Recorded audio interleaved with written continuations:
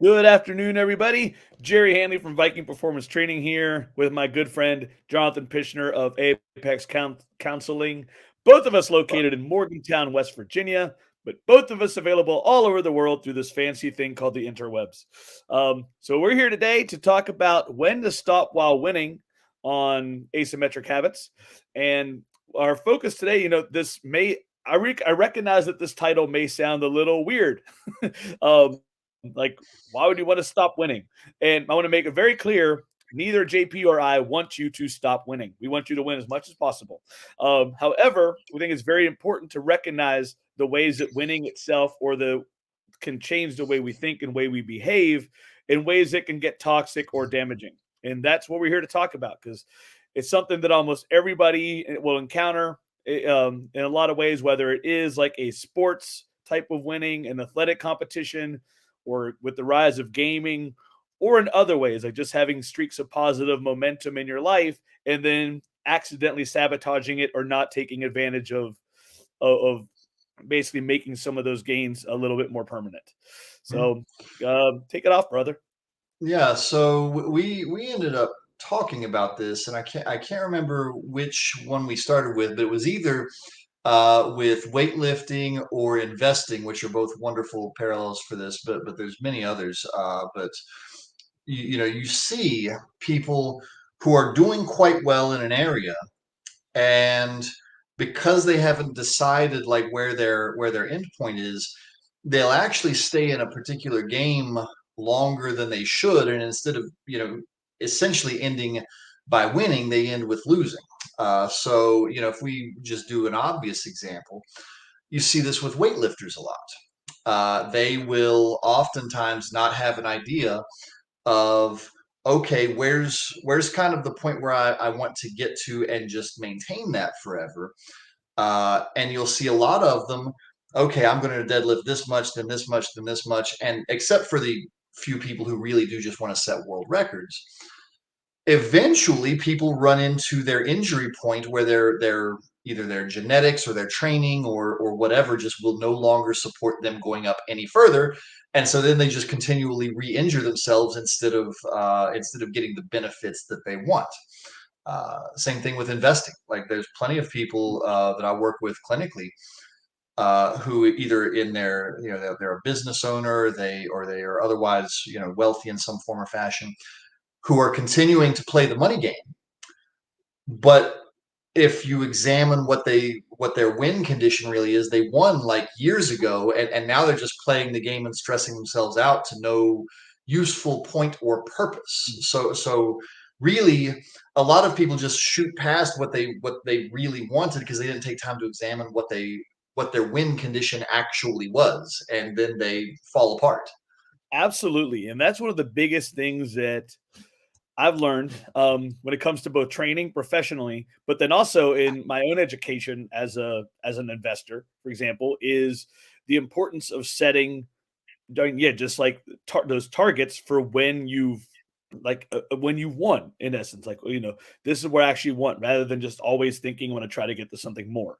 And like I said, like it does happen in like fitness, it definitely happens in business and investing, and it just happens in a lot of other ways too. Like, we've all heard of the phrase win at all costs. Like it's just a very popular thing.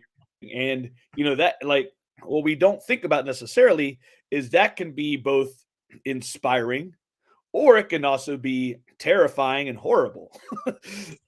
Like, I mean, the same exact phrase, it just matters how you actually apply it Mhm. and how in your mental mindset around it. There's just so many ways to do that. And so that's what I feel like a lot of what we're talking about. And then the other part is knowing when to go ahead and stop and take your win. Like you said, like, if you're, especially if Yeah, you're kind of ahead. like cash out, basically. Exactly. Yeah. Like in investing, it would be, take your profits. Like that would be, that's it. Like, you can still leave some on the table, even if that's what we're talking about, or gambling, right? This is a big essence of the problem of gambling. It's like, if you get ahead, awesome. But how often do you go for that one more time and lose it all or lose double? There's And this is a problem that appears more often than people think. There's a story I read once, and I absolutely loved it. I'm going to truncate it a great deal just so it doesn't go on at length. But it illustrates how easily this can happen so perfectly. Um, so there's a fisherman who is bringing in his catch, and he runs into a businessman on the dock who just asks him a few questions, and he describes his life and says, "Well, yeah, I fish a little bit, and I bring in enough to pay for things and to give a few away, and then I basically go home and take a siesta with my wife and play with my kids, and then play guitar in the evening with my friends." And the businessman he runs into goes on to describe at great length how he could make tons more money, and he would have to do this and this and this and this and this and buy and can make tons more, millions of dollars. And the fisherman says, "Well, what would be the point of all that?" He says, "Well, you would eventually sell out, and then you would get to retire to a fishing village where you could fish a little bit and then take a siesta with your wife and play with your children and go and play guitar in the evening with your friends," which is exactly what he's already doing. So you have somebody who makes up like, oh, you have to do all of this other stuff to get the win condition that the guy literally is sitting on top of. And it's a wonderful illustration of one person who's already figured out that they have achieved their winning goal and have just stopped and are sitting at the finish line and loving it, and somebody who would be very vulnerable to the thing we are talking about, which is completely missing what is the win condition in the first place. I haven't heard that story in quite a while, and I completely forgot about it. But as soon as you said fisherman, yeah, like I remembered it, and yeah, that's exactly right. Is like especially with so many things around us that we can pick up from it now that inherently makes it worse. News cycles, social media, etc. I mean, we keep talking about that. That's beating a dead horse on our end. Um, but we see so many of those things. It's it's almost more common now. I feel like for people to disassociate what they want as an actual result versus disassociate what they want if they're asked what they're working towards, like that. Like just it's more money, like, like, what do you want in your life? And it might be something very similar to that fisherman, or it might be, I want to be debt free. I want to completely own my house. I want to have enough money saved up for my kids to go to college. Or, fitness wise, it might just be, I want to get my blood markers to this level. I want to make sure, like, like I always feel better at this body weight. I want to maintain this, like, lots of different ways to do it, but then actually turn around and ask people about the details of how they're going to get there. And there's really no actual path. It's just basically throwing a rock in that general direction. It's Mhm. it's just, well, I'm just gonna, keep working hard and keep trying to make more money to achieve these dreams. And it's like, okay, have you ever sat down with a financial planner to actually see how much your dreams would cost? Like, where are you at in that progress in your plan to get there by a certain time? Like that there are not a lot of people who've done that. I'll Mhm. just say it that way. Um, or with the fitness, like, it's like, okay, like, that's awesome. You got these goals with that. Have you actually sat down with a professional trainer or a nutritionist and again mapped out your actual plan to get to those fitness goals and then how to maintain those goals if that's what you're at? And of course, like athletes, like the steps to actually plan what you need to do to get what you say is your goal, is a pretty easy component that a lot of people are missing though, because they just never think to take it. Like I said, just Mhm. work harder, work out more, eat better, etc., without actually having like steps along the way to help you get there. Yeah. And then you just Well, keep going. and there's if we get into the how of like making sure you quit while you're winning, or you kind of stop at a space that's the win and don't accidentally overshoot. The thing you're saying is really important. But what trips most people up, I think, is they get stuck on the win, because what you're saying is actually set a goal, which is correct. Uh, the thing that trips people up is the win of that, WHEN, not WIN. We're dealing with rhyming words here. Um, uh, when to do that is tricky because some people will be able to do that before they even start. Some people will be able to define their win condition like, okay, I'm going to start this company and I'm going to do this and this and this and this, and here's how I will know I have won. And some people are able to do that. Some people aren't, and they have to figure it out later after they've already started. And sadly, what happens a lot is if you read most of the content that's out there, you will have a binary type of belief because 50% of the books say you have to set your goal before you start, and then the rest of them will say, oh, you don't even really need a goal, you just need a process. And nobody seems to say like, well, it's okay if Bob figures his out at the beginning and Jim figures his out halfway through because he didn't know what to set at the beginning. And maybe it's just a little different between people. Being compromising doesn't sell. I mean, that's why nobody says it. Yeah. I know, and like the rage that spiked when you said that made me want to throw my pen through the freaking screen. But you're right. I acknowledge that you are correct in this statement. Yeah, I mean, yeah, that's why that happens. And I mean, yeah, I started laughing from the beginning of you saying that because I mean, I've gone through that, like through that struggle of that dichotomy so many times, like having to work myself to the point where I realized that it's not all hopeless because I didn't have it done at the beginning or whatever it is. But yeah, but go on. You can continue. I just Yeah. added. So really, what I would say our first point is figure out the win condition as early as you are able. So I can use myself for an example. So I started a business to get out of just being poor and impoverished, and I actually still don't yet know what the full end win condition is. I knew what one of the win conditions was get out of debt, and I passed that finish line a while back. And now I'm just kind of working on it, and the next win condition has not yet revealed itself. I'm continually looking for it and not just sitting here at my desk and doing things and hoping it'll all work out. But I don't yet know what to call the next win condition, and maybe it's just keep doing this until it's retirement age and just stack up as much retirement money as I can. Maybe that's it. I'm not yet sure. But whatever the win condition is after get out of debt, it hasn't yet revealed itself. Whereas I already know what my win condition is on weightlifting. I've known that for a couple of years. Two times body weight deadlift, 1.5 times body weight squat, and a couple of others. And like if I get there and can just stay there, then woo, win, finish line. Yeah, heck yeah, yeah. But both of those, I started before I had any clue what the win condition was going to be. Yeah, and that's huge. Um, so one of the things I want to I think is important to talk about is for people who do get in they basically get a winning streak, like they start winning. And look, just like you said, the earlier you can set that win condition, the better. Because like I said, then you know when in essence again to take profits and or at least like shift priorities would basically be the other part. Like with your weightlifting example, once you got to those goals and it was more about you wanted to make sure that you didn't go beneath them and maintain that, you could shift your priorities to other things and just focus on maintaining rather than building. In most general cases, maintenance is going to be easier than building. Physical or otherwise, like most of the time. Yeah.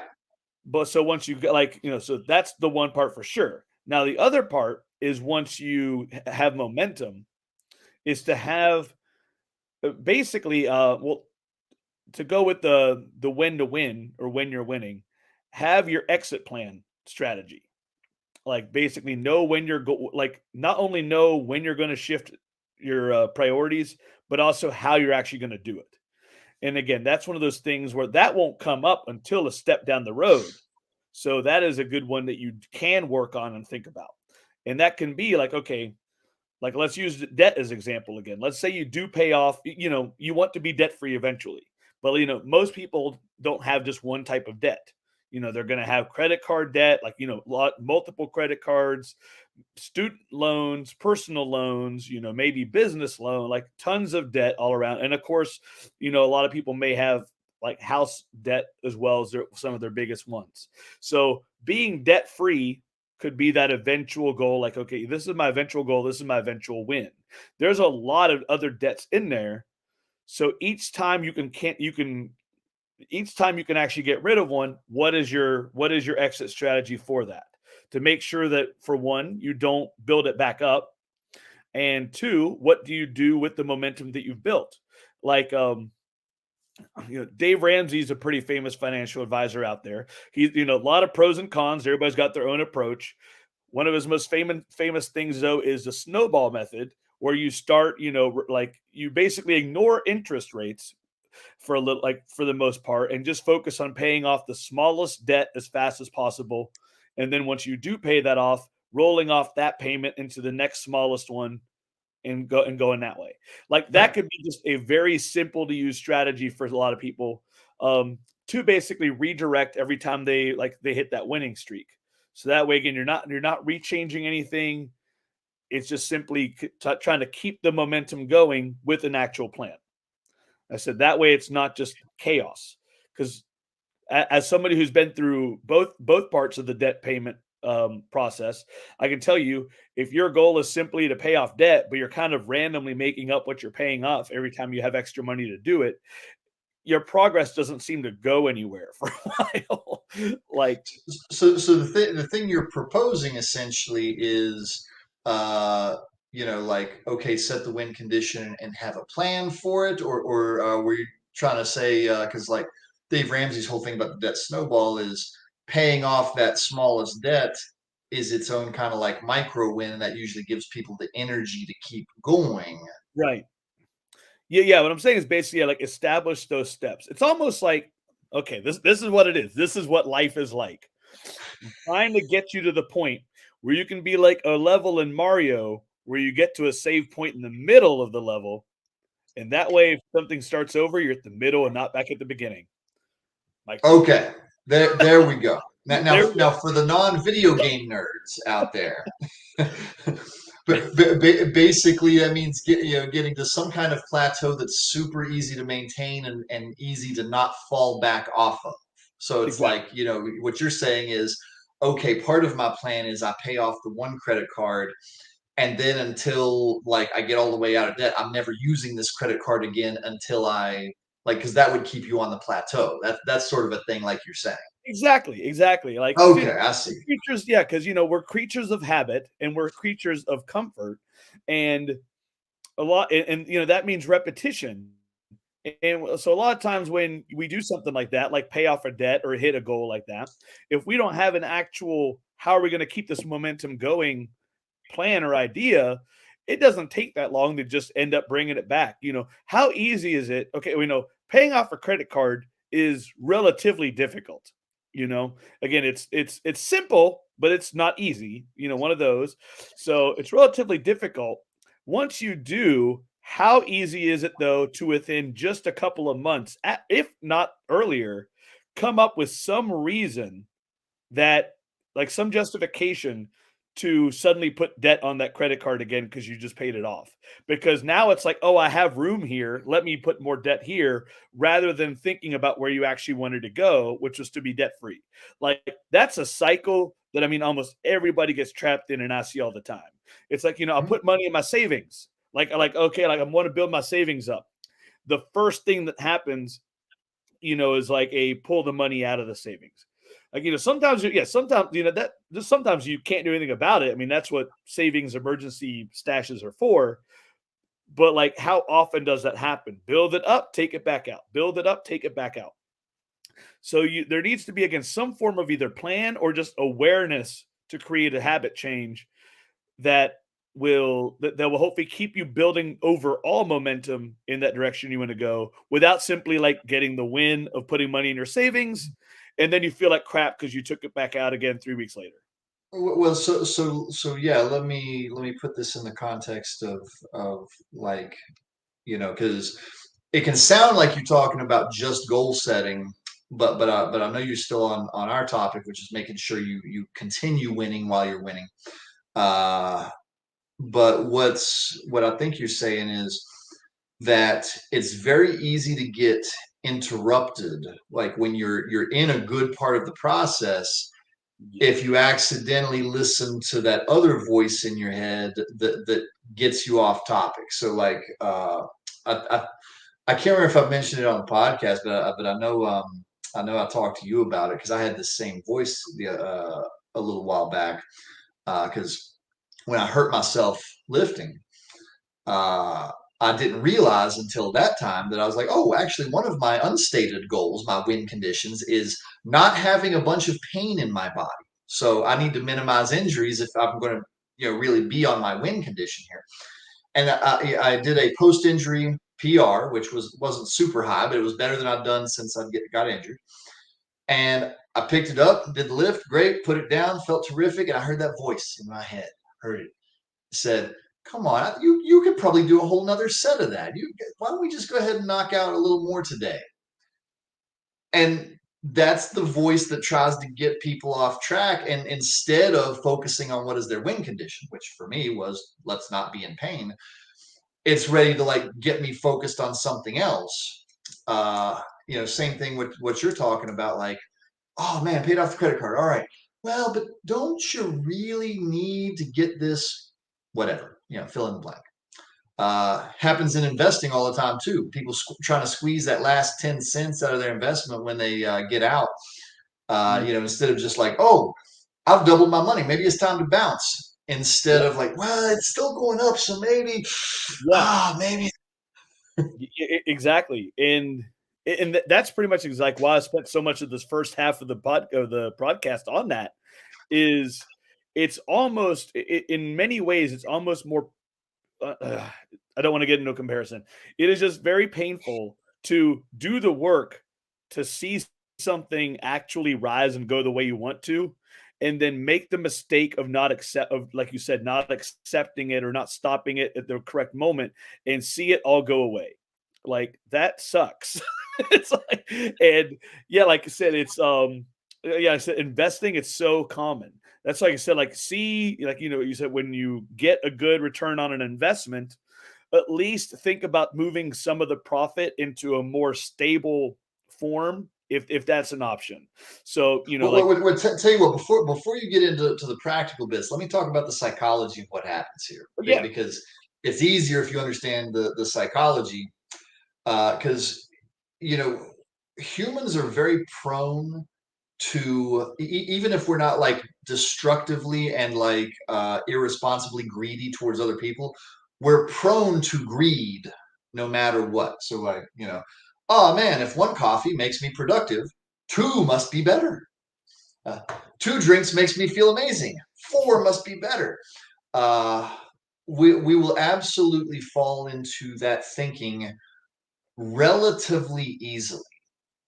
And if you know to watch out for different types of greed, it really does make it easier because for two reasons. Number one, you expect it to come and just accept that, like, oh, yes, my greed for the next thing. That's what that voice that wanted me to lift more weights.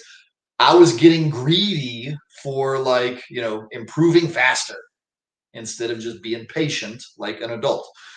Uh, and the second thing is, none of us like to view ourselves as greedy. It's a little nope. easier to reject that voice. We're like, oh, wait, hold on. That's greed talking. That's not like rational decision making. That's me just being hungry for more. And I'm liable to make myself sick if I just cram more in. Yeah. I've never heard it put that way about greed. That like that. I mean, yeah, more is better being actually just a facet of greed, and I really like the way you did that. So actually, sticking with the psychology, I'm curious. Have you found, or is there anything in the science? But I feel like this is probably more a just your experience thing. Have you found that type of thinking, like or like, let's call it weakness to greed, whatever. But to be more prone in younger people or older populations? I do not notice a meaningful difference. Okay, okay. If there's science on it, I don't know, but I don't observe a meaningful difference. It seems that most people are prone to it in Okay. different forms, no matter what. Yeah, because what I was wondering was in like I'll randomly use 20-year-olds and 50-year-olds as an example. Like if 20-year-olds might be thinking, oh, like I'm like maybe they're not thinking about it in this way, but in essence, if 20-year-olds were possibly more likely to be, say, impatient about it and want certain levels of success or achievement sooner rather than later, versus say 50-year-olds who maybe had a sense of I'm not where I want to be yet and I'm running out of time, so I need to take riskier, greedier steps to get to where I want to go. But anyway, so yeah, that's where I was wondering if there was any noticeable difference. But that's how I guess that people will people. So People will people, but yes, you'll have to ask somebody who can set up a research project on that because I've not observed a difference. yeah, but yeah, and like that's exactly what we're talking about. Is like people can be get that winning momentum, and then they said they just keep wanting more, and it happens in so many ways. Like we talked about fitness, we talked about financial. You mentioned just keep wanting more. I mean, this can happen in relationships. You don't think about it, but like how often, like infidelity, it's how often is that simply a case of somebody being in an actual like in a relationship that they actually like want and cherish and enjoy. It's the one that they wanted, they're winning. and but then it doesn't take long before it's like, well, okay, I got this, but I still want more. Like I still want I still want more. It's like, do you want more, or is it just you're like you feel like you have to keep you like whatever the hell that'd be called, like accumulation. It's a terrible word involving people, but but in essence, But like it's also not a wrong word necessarily yeah, either.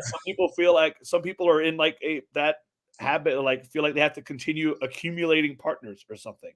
Like, Although happily, you usually don't see marriage affairs happen because of greed, but you will see people extend the hookup lifestyle more often because of greed.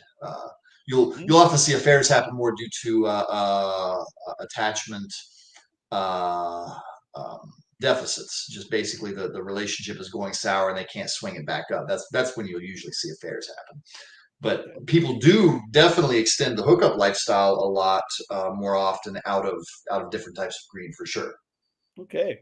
But yeah, so into some of those practical steps before wanting to get to another side of this that I wanted to is I mean, just like having those like what we mentioned, know your goalpost or your winning post so you know when those things happen. So if we're talking with investing, I said one is if you do, you're lucky enough to get a pretty good sizable increase on an investment, a return, again, like a winning momentum, take part of the profits or something and move them into something like more stable. That's just a way. It's just risk management at that point. Like part of continuing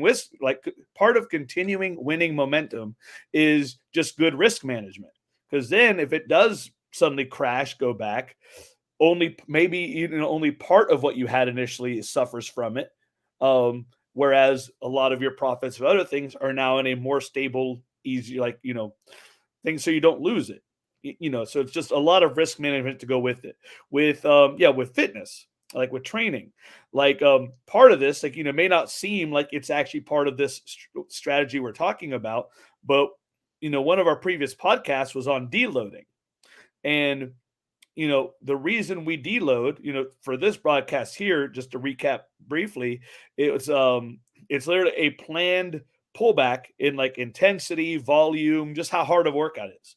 It's a Hmm. shorter workout, they're easier workouts. Like a training in our case, we do most of our deloads every 4 weeks with our clients.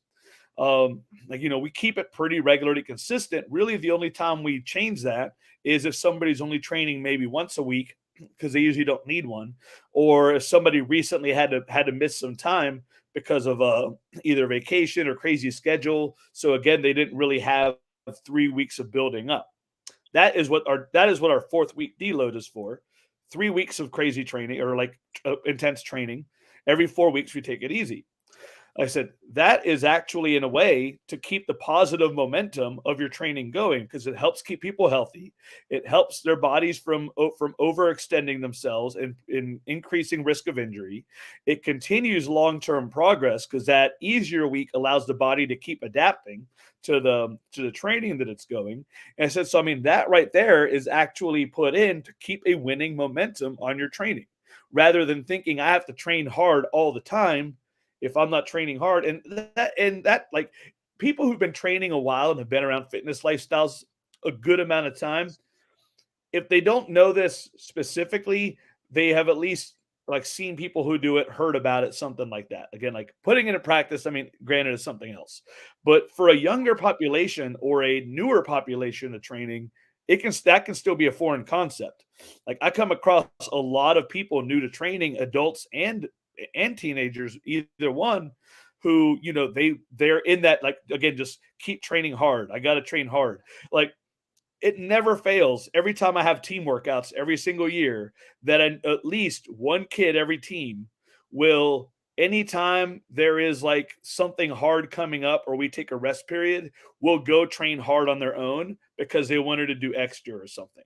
Like the number of people, the A greedy voice, man.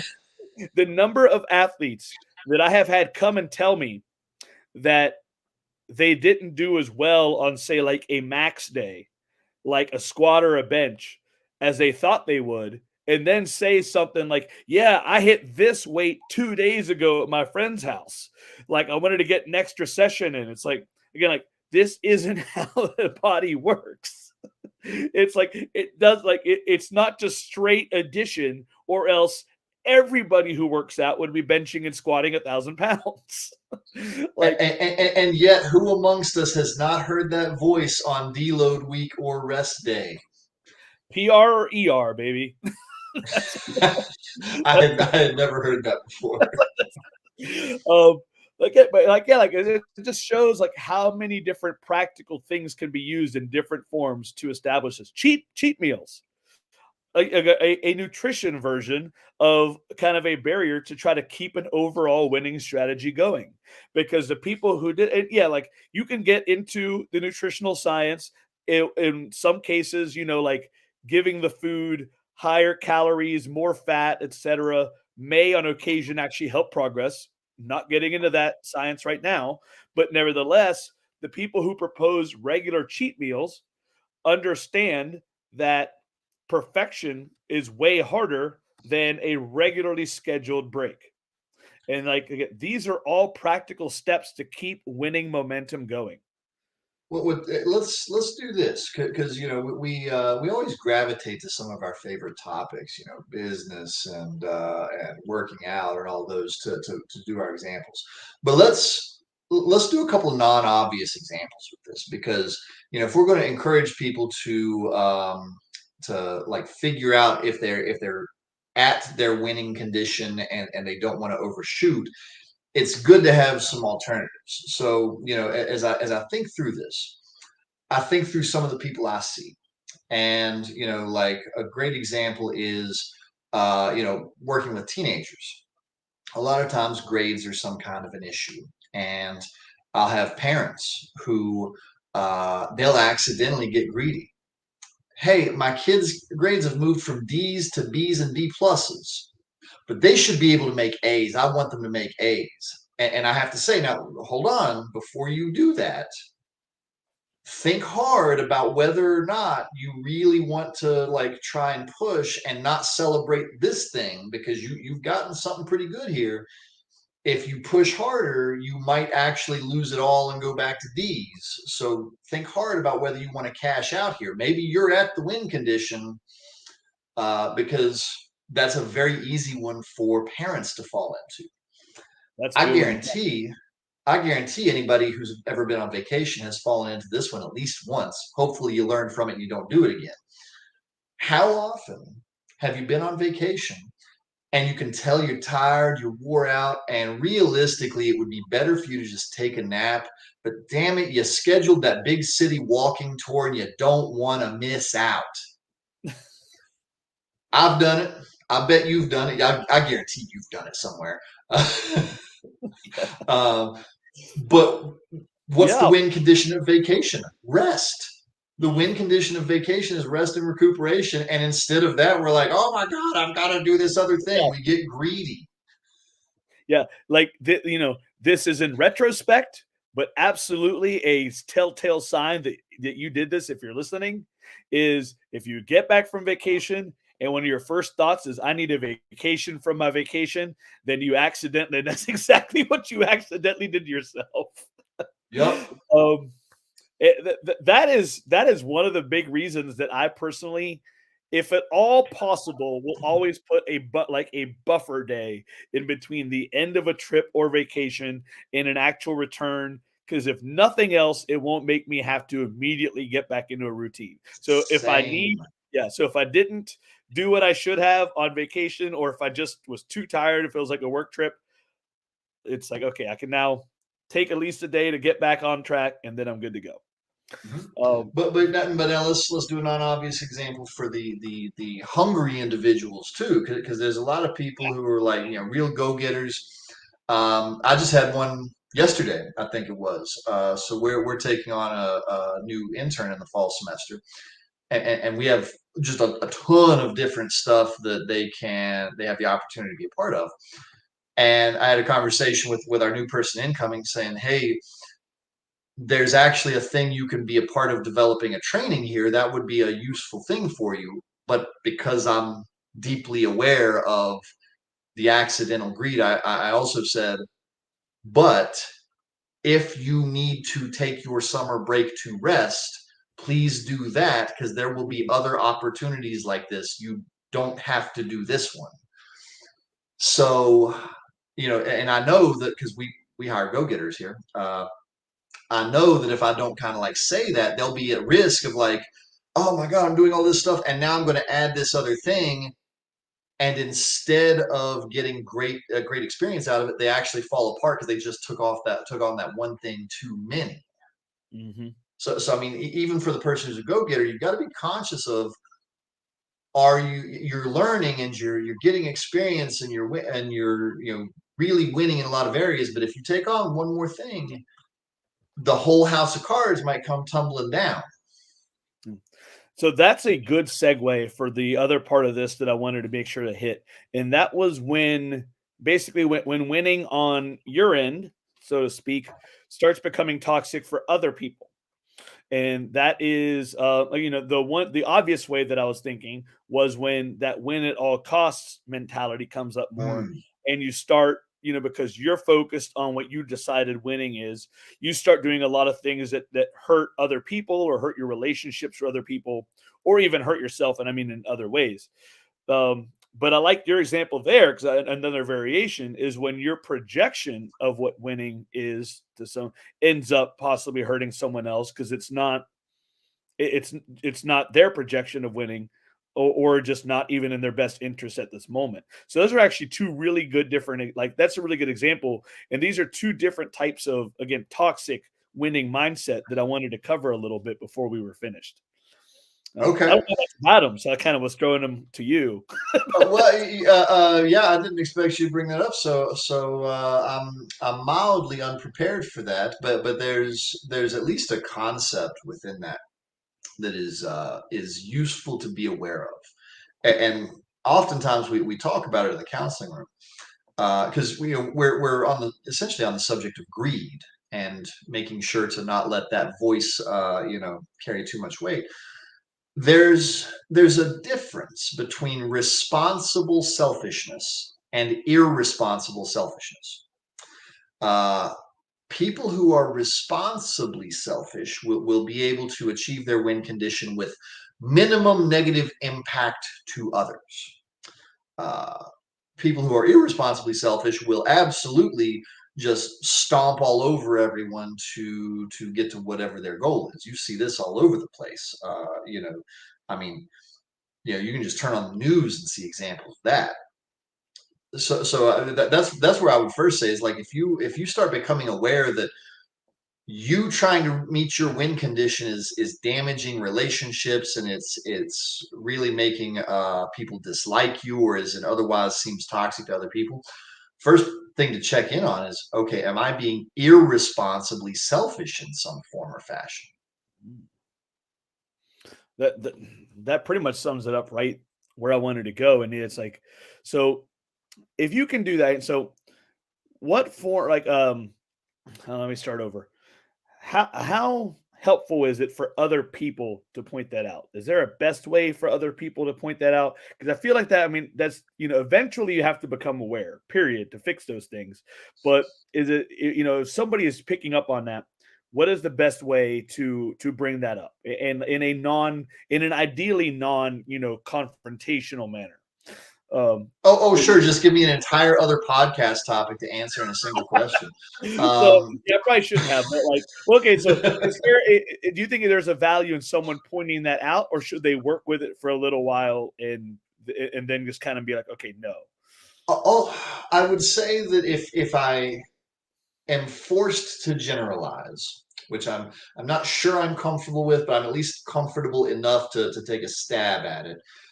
Saying something is probably better than not saying something, simply because if you have somebody who's being irresponsibly selfish and their win condition is harming those around, and one person says something, that's easier to brush off. If 12 people have said something, it's much more difficult to rationalize away. And so, if I mean, let's just take somebody. Athletes are a great example of this, honestly. Uh, somebody is just overly dedicated to their sport to the detriment of their spouse, their children, their family around them. Mhm. If you have the spouse saying, "Hey, we've got to figure something out because this is not working for our marriage," and the three kids are like, "Daddy, how come we never see you?" And their parents are like, "You've missed Christmas 4 times in a row. Is there anything we can do here?" Eventually, that starts to build up and provide the opportunity for a person to become aware. Now, will they? That's a whole different conversation. But it at least provides greater opportunities. Yeah. We will do a podcast on irresponsible selfishness in the future, 'cause I feel like that could be a good one. Yeah, Uh, and actually, it'll be on responsible selfishness because ooh, nice people get desperately uncomfortable at the idea of being responsibly selfish because they think that they are being horrible when in fact they're actually doing the right thing because responsible selfishness takes care of you while also paying attention to not harming the others around oh, yeah, that's gonna be a good one. So, it's like, we're definitely doing that one. Okay, so, like, so, I mean, yeah, is there anything you wanna wrap up with on the concept of winning and not letting it get out of control? you. Yeah. So set your win conditions as early as possible, and when you are able to figure those out, try really hard to be ready for that voice of greed that is going to come along, and it absolutely will, and say, "Oh, but you could get just a little bit more," and really have that win condition firmly in your head. Is this?